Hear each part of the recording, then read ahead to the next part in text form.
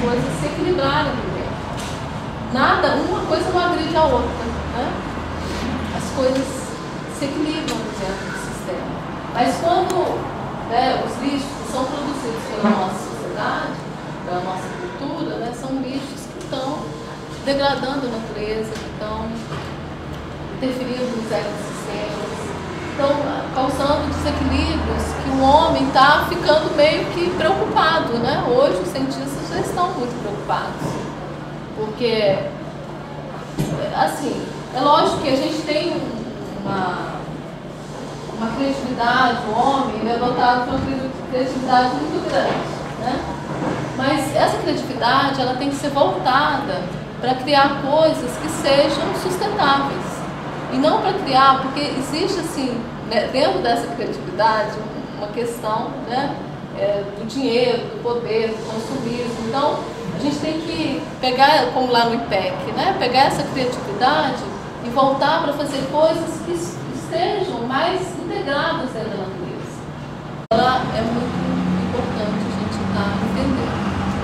O nosso lixo interno, o nosso lixo externo, né? E como que a gente pode começar a repensar isso na nossa sociedade.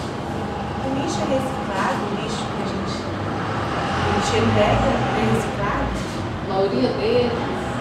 Primeiro, o lixo precisaria, para ele ser reciclado, tem que ser separado. E a gente não tem, né? A gente pode reciclar todo esse lixo. Né? Tem algumas, o vidro poderia ser totalmente reutilizado, né? Reciclado.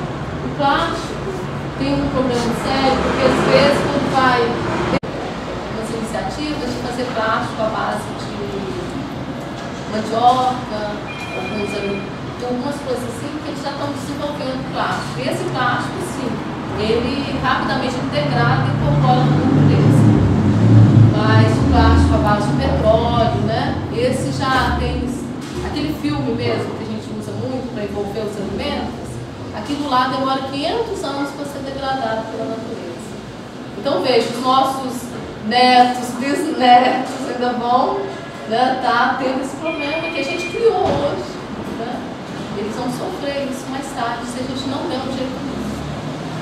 E como está aumentando muito o número de pessoas na humanidade, então a tendência é cada vez aumentar mais a quantidade de lixo. Né? A gente fala lixo porque a gente deveria falar em resíduos. Porque resíduos a gente pode colocar dentro do sistema e reutilizar. Né?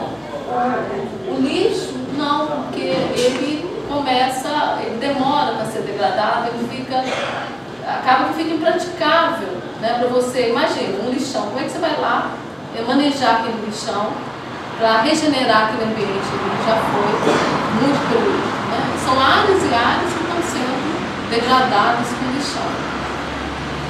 Então, a ideia seria não ter lixão.